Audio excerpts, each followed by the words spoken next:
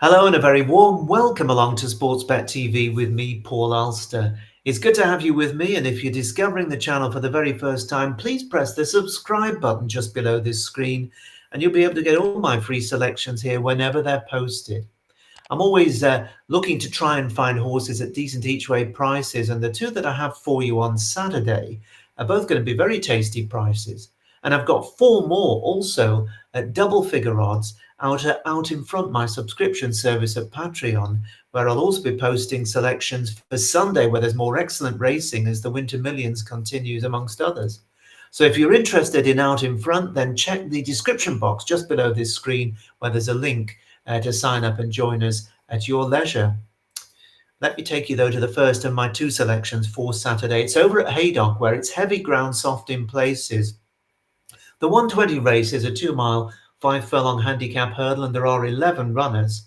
And the leading jumps owner, JP McManus, is doubly represented in this tight-knit event, with both Thanks for the Help for the David Pipe team and Solar System for Philip Hobbs and Johnson White. They're both likely to be right there in the thick of the action.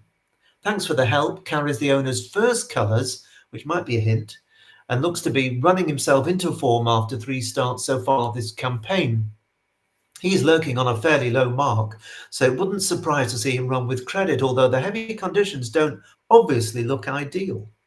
Solar System is going the right way and has won 2 of his last 3 starts, most recently stepping up to this trip to score narrowly at Ludlow on better ground. And if he copes with the mud, he should be thereabouts once again.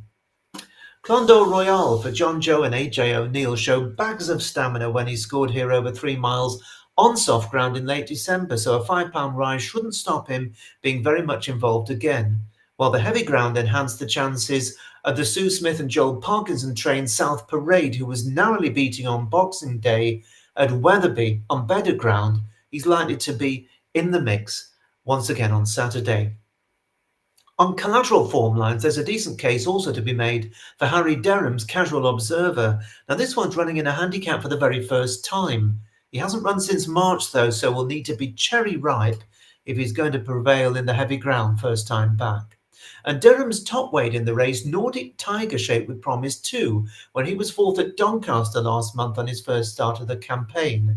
While Honor de Jonc for the James Owen stable, that's had a marvellous 12 months or so, handled similar conditions well last time and is another with a chance in a race where absolutely none of the 11 can be ruled out.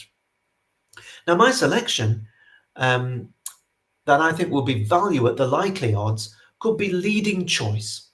And this is Nicky Martin trained and Harry Skelton ridden Leading Choice, a horse who was a useful bumper performer in late 2021.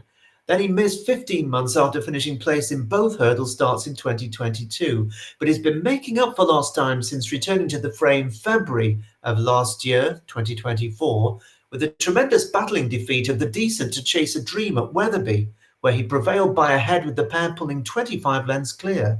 Now, the runner-up there, To Chase a Dream, has since rattled up a hat-trick, and he was a good 4th in a hot race at Cheltenham recently. Now, probably feeling the effects of what was a bruising battle that day at Wetherby, Martin's gelding didn't build on his comeback success in 2 subsequent outings last season. But then after another 8 months off, he really caught the eye at Leicester last month, where he kept on, having been outpaced 3 out to finish 4th, given what I thought was a very considerate ride by Sean Houlihan. I think he'll have come on a lot for that first run back, and the booking of Harry Skelton taking a very rare outside ride and his very first ride for Nicky Martin stands out. I expect him to be available at odds of around 14 to 1 each way. There's no odds available at the time of this recording, but that's my estimate of the market. We'll soon see. And I think he'll go really well. Leading Choice for you each way, Haydock 120 on Saturday. Now, my other choice is at Ascot in their 250 race, a red-hot 2-mile handicap hurdle. The going at Ascot is much better. It's good to soft good in places, and there are 14 runners. And not unusually for a big Saturday handicap hurdle in Britain, the Nicky Henderson yard holds a strong hand. He's got Bo Zenith, the early 7-2 favourite, who ran very well in its seasonal reappearance and its first start in a handicap when it was 3rd last month in a very decent contest at Cheltenham off a £3 lower mark. Now, in all probability, Bo Zenith will be likely sharper for that, so he's definitely one for the short list.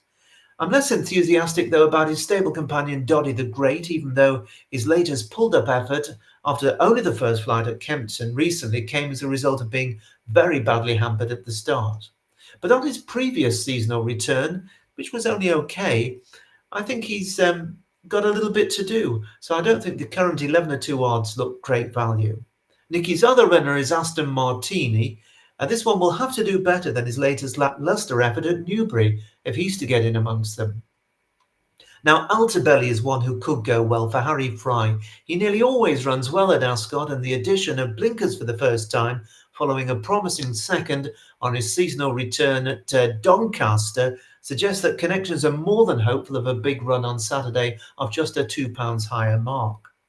Georgie Girl for Philip Hobbs and Johnson White, who are having a great season, won 3 times and improved £19 during 2024 and ended the year with a really big run with a very close fifth, only beaten around 4 lengths in a hot event at Cheltenham's December fixture.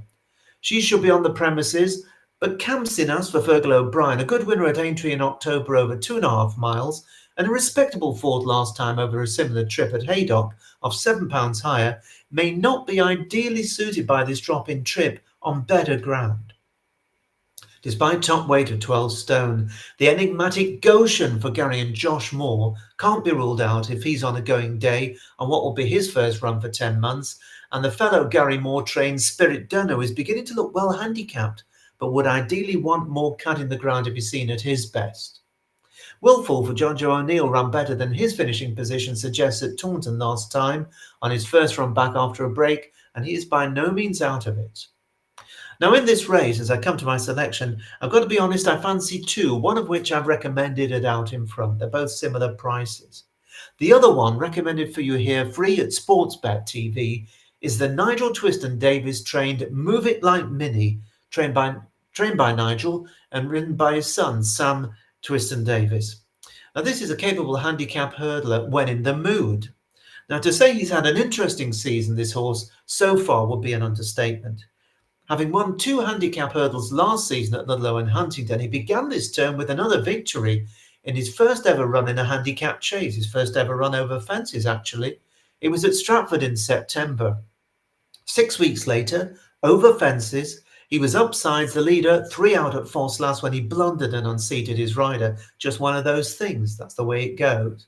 But then the horse, who's now an 8-year-old, decided he wasn't in love with fences anymore, and 2 weeks later at Aintree, when he was in front approaching the last, he ran out through the wing. He would probably have won had he wanted to. And then, don't you know it, he did exactly the same thing, running out at Warwick in late November when he was still bang there in touch at the third from home. Now the horse was sending a message to the trainer, and Twiston-Davies took the hint, and he switched Move It Like Mini back to hurdles. And in turn he was rewarded with a rock-solid run from the gelding, who stayed on very nicely into 4th over just short of 2 miles in the race won decisively by King William at Ascot a few days before Christmas. That was a good effort. This longer trip will suit him better and the ground conditions are fine, so off a mark £6 lower than his chase rating, he's got real prospects. And I find it surprising that he is still as big as 25-1 each way for 4 places with Bet365. I've noticed 1 or 2 firms are boxing just a little bit cagey about this horse. So I'll be backing Move It Like Mini along with the other horse that I've put up at Out in Front, where you can find out all my selections by clicking on the link below this screen in the description box. Whatever you back this weekend, I wish you the very best of luck and, of course, not only very good racing on Saturday, but also on Sunday across Britain and Ireland. Plenty to look forward to. Bye-bye for now.